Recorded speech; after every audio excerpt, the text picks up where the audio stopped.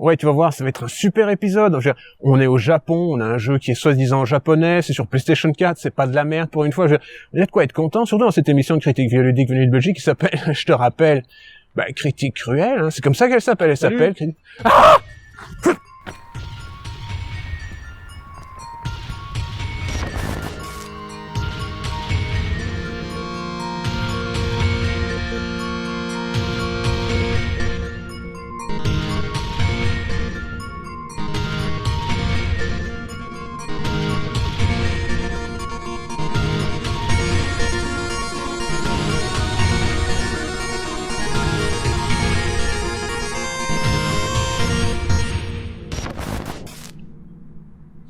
Konnichiwa minasan et bienvenue dans un épisode de l'émission de critique vidéoludique qui cette fois-ci est placé sous le signe de Ghost of Tsushima, l'un des derniers jeux exclusifs de la PlayStation 3 qui aura la particularité, c'est certain, de vous émerveiller par ses différents emprunts à l'intégralité des jeux populaires de KPDP de ces dernières années. N'ayons pas peur de nous répéter, c'est bel et bien un jeu hommage, mais c'est un jeu hommage de diverses manières qui vous est ici proposé et je vais vous en causer dans cet épisode.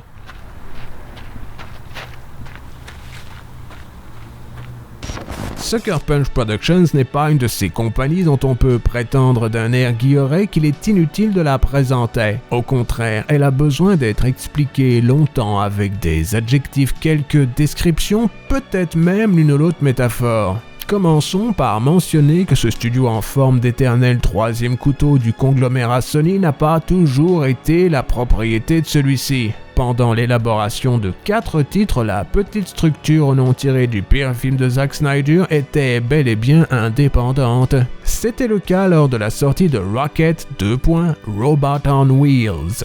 Réalisé par des anciens de Microsoft bien décidés à prendre leur envol à tout prix, ce titre censé être selon Nintendo Power le 18e meilleur jeu de la N64 à l'étrange honneur de n'avoir jamais existé en ce qui me concerne. Jamais vu en test, jamais vu en solderie, jamais vu, même pas en rêve. Existe-t-il seulement? Impossible à dire. Par chance, j'ai engagé un animateur 3D sur Upwork pour créer ce mock-up qui, ma foi, est très réussi. Bien décidé à se construire une réputation, celle d'un studio compétent quoique de second rang, les futurs spécialistes du titre open world low cost se lancent dans une trilogie axée autour d'un petit personnage tout aussi cute que furry. Il était temps, la PlayStation 2 avait franchement besoin d'une troisième mascotte nourrie aux biscottes pour satisfaire les hordes impopulaires de DeviantArt dans leurs efforts délétères. Doté d'une libido débordante censée représenter une version idéalisée de son public, le fameux tanuki américain nommé Sly Cooper saura convaincre les foules bluffées par ses beaux yeux bleus d'inviter le fameux, je fais le mouvement guillemets de mes doigts, cambrioleur anthropomorphique chez eux le temps d'une trilogie dont le 3e épisode, que le talent s'intitule de la même manière que le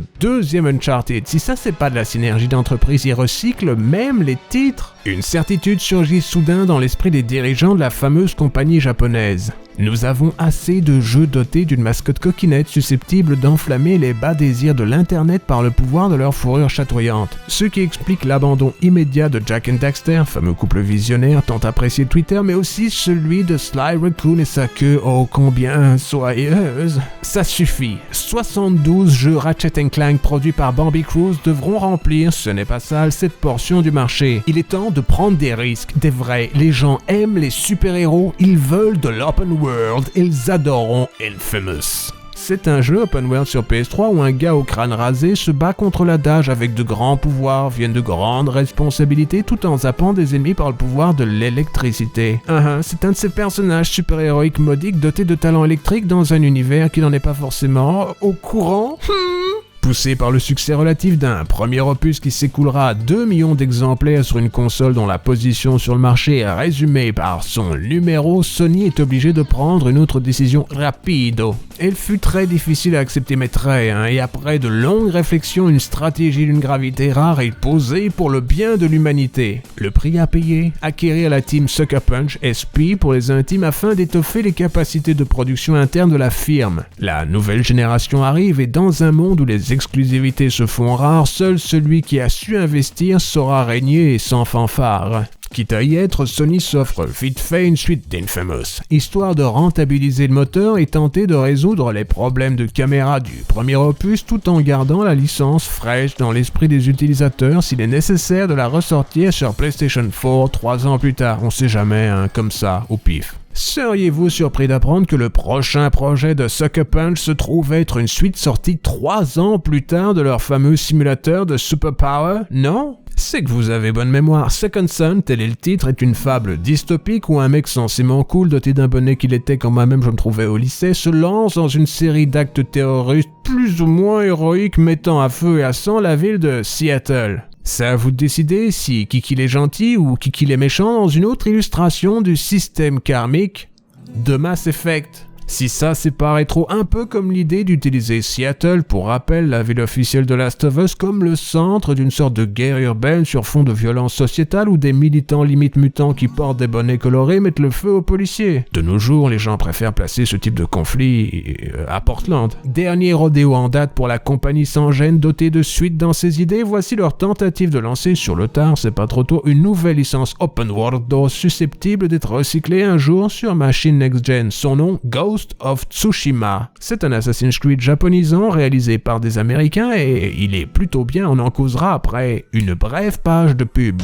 Comme vous le savez actuellement, dans l'émission, j'essaye de vous rajouter une page publicitaire au centre, mais j'essaye aussi à ce moment d'essayer de redécouvrir ce que vous aimez dans le jeu vidéo. Alors, j'aimerais vous poser une question... Ah, t'es là en fait. J'aimerais vous poser une question sur ce qui se passe chez Sucker Punch. Quel est votre jeu favori de cette fameuse écurie de 3e rang? Mais il est évident que là, maintenant, il y a une question plus pressante qui se pose sur les rivages de l'internet, c'est de savoir si vous allez acheter une PlayStation 5 ou une Xbox Series X. Je ne sais pas laquelle m'acheter et je me demande, en quelque sorte, qu'est-ce que le public veut? Qu'est-ce que le public anticipe? Qu'est-ce qu'il faut faire comme terribles avantages et investissements dans ce domaine d'activité qui est bel et bien le mien et dont je sais certainement ceci, c'est que malgré les incroyables réponses qui seront les vôtres, je devrais prendre une décision. Alors, autant que vous m'aidassiez dans ces incroyables efforts, n'est-ce pas, monseigneur?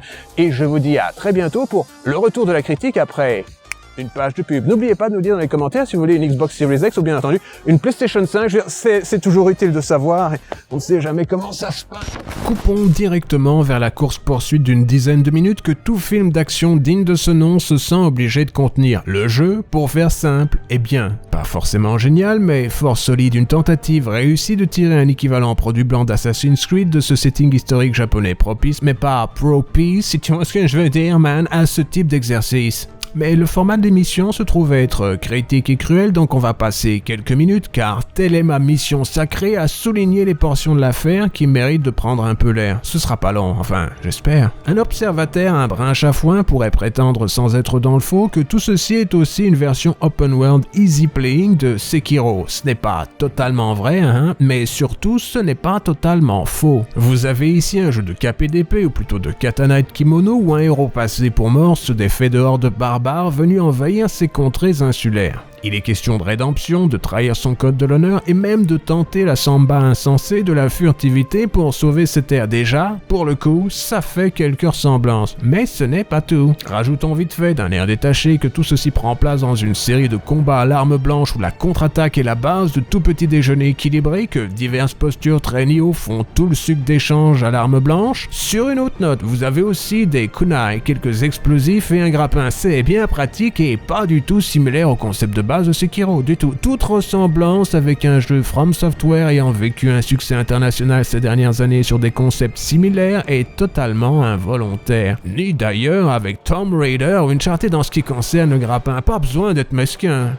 On appelle ça un hommage, pas un pillage. Il ne serait d'ailleurs pas excessif de considérer que le titre est un melting pot d'influences venues d'ailleurs tant il mélange avec précision Assassin's Creed avec la sensibilité artistique de The Witcher 3, les combats d'Arkham Asylum et même le système de posture de Sekiro filtré dans un grand brouet shinobi au gameplay proche de Tenchu, à vos souhaits, mais aussi d'un certain jeu Team Ninja mentionné un peu plus haut dans ce paragraphe mis en page avec délicatesse afin de souligner avec la verve qui me caractérise précisément combien ce fantôme de Tsushima est aussi celui des nombreux emprunts qui constituent son gameplay. Un argument ma foi assez réaliste qui rappelle avec finesse combien tous les titres modernes partagent au niveau génétique divers codes de gameplay qui expliquent aussi pourquoi ils se ressemblent tous autant. Sans aucune transition, scénario. L'idée de base d'un samouraï défoncé au combat par les hordes mongoliennes tentait si bien qu'il renonce intégralement à son code de l'honneur afin de mener une guérilla désespérée contre cet envahisseur doté d'une puissance militaire digne du grand stratégaire et plus ou moins compréhensible, c'est pas mal. Vous avez un arc narratif là-dedans, mec de bonne famille qui se rend compte que face à un ennemi sans scrupules, rester dans les vieux codes séculaires de son rang ne suffira pas à assurer la survie de son peuple, moi comprendre. Tout ceci aurait cependant beaucoup plus de poids si vos fameux Mongoliens n'avaient pas affecté pour l'occasion une disposition assez calme de guerriers solennels assez éloignés des fameuses légendes associées à leur nom. Ils sont moins Genghis Khan que Chinggis Khan. Vous ne verrez pas ici, tant mieux d'ailleurs, les divers viols, rapines, destruction de mobilier urbain et autres massacres dont la fameuse population des plaines a pourtant fait sa tactique principale dans leur expansion mondiale. Non, ils sont plutôt du genre à construire des petites enclaves mignonnes en rondins avant de se replier dans leur yourte, il me semble que c'est le terme correct, leur yourte, pour siroter leur délicieux lait de cheval fermenté. Parfois, histoire de décorer, ils brûlent l'un ou l'autre soldat ayant eu le malheur de défendre sa jolie petite ferme en bois. Une quête secondaire vous informe au hasard du suicide d'un père de famille éploré par la disparition d'un fils dont il ne peut imaginer, bien que ce soit le cas, qu'il a survécu sans son papa, mais c'est tout. Pour une horde mongole, c'est limite civil. Le grand méchant, dont le nom m'échappe, celui qui ressemble plus qu'un peu à DSP, pousse même le vice jusqu'à kidnapper votre tonton le temps de vous donner un objectif tangible à sauver. C'est un paradoxe. Un peu comme cette transition subite de samouraï de l'éternel à Joe Musashi qui est infligée au héros par un arc narratif où il est sauvé par un équivalent local de Rose Tico bien décidé à vous enseigner, tout soldat d'élite que vous soyez, malgré la tradition séculaire de l'Agakure, comment qu'on gagne une guerre du con. Il était temps, hein. Enfin, quelqu'un de compétent. Merci, Rostico, merci. C'était trop un honneur de perdre ma place dans la civilisation dont je suis censé représenter le sommet de raffinement, car malgré mes talents martiaux évidents, mieux vaut buter les gens dans le dos, balancer des explosifs et empoisonner des fantassins qui avaient rien demandé tandis qu'ils boivent leur thé du soir. Tout ça fait pas très Tsushima. Mais autant l'admettre, c'est bien là l'histoire qu'ils ont décidé de raconter chez Sucker Punch et on ne peut pas vraiment leur en vouloir d'avoir décidé de rebondir, et cela avec le tact qui caractérise toute compagnie de divertissement actuellement active dans notre univers numérique interconnecté, sur l'extraordinaire succès tant plastique que philosophique de ce personnage responsable du succès de The Last Jedi. C'est très à la mode et bien plus subtil que le scénario 12 sur 10 de Last of Us Part 2.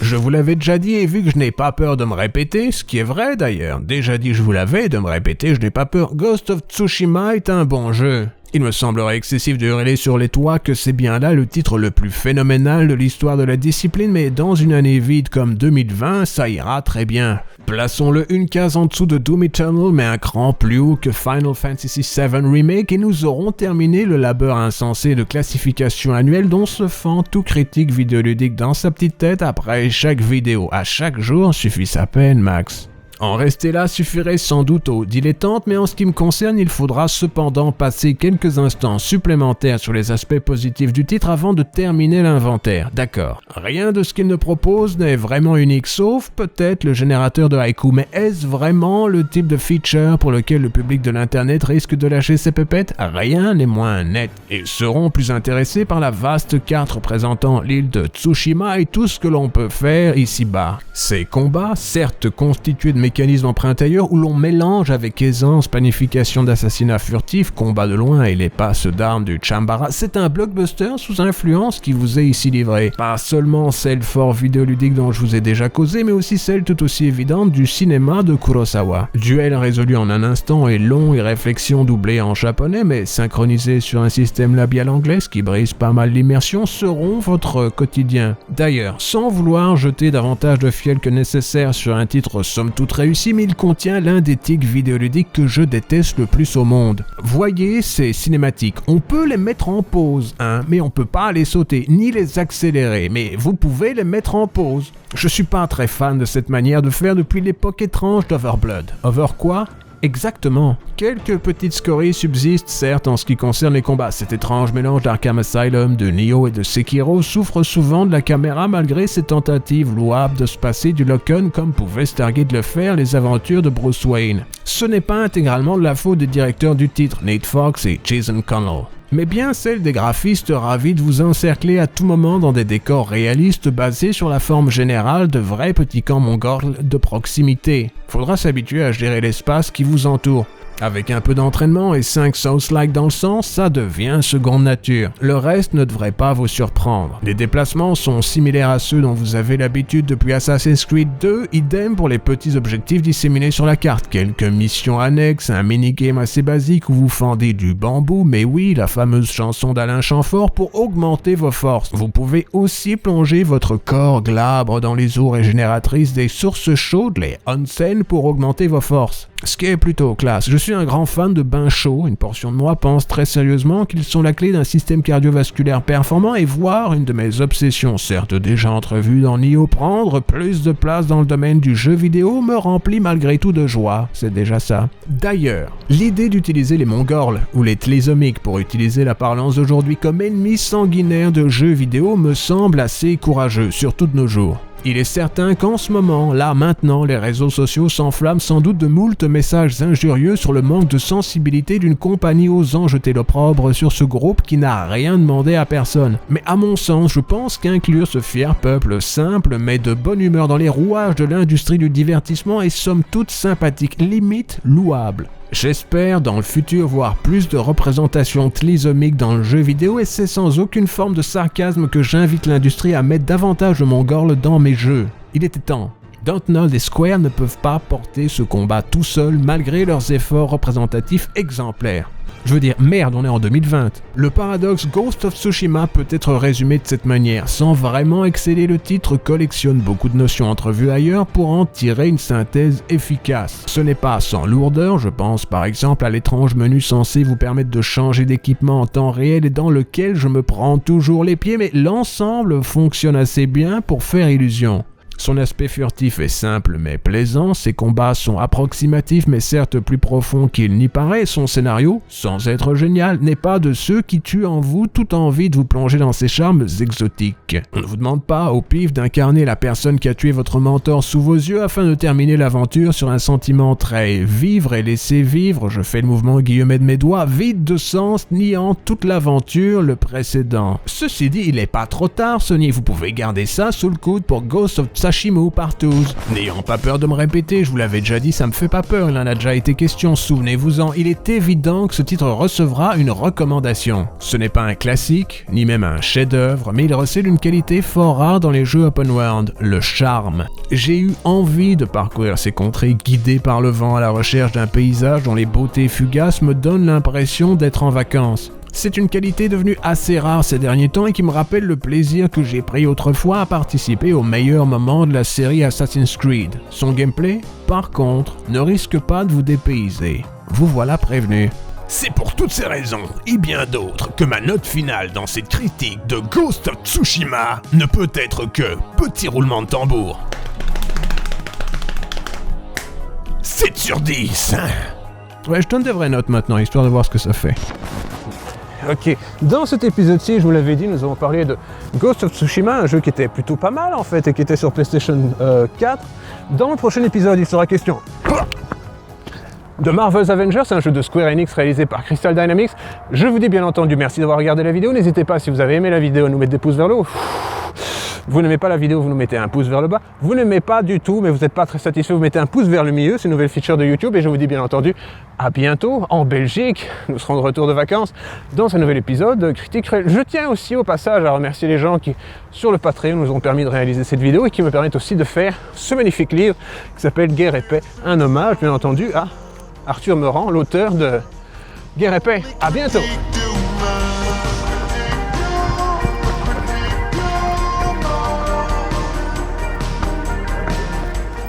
Prochain épisode de Critique Cruelle.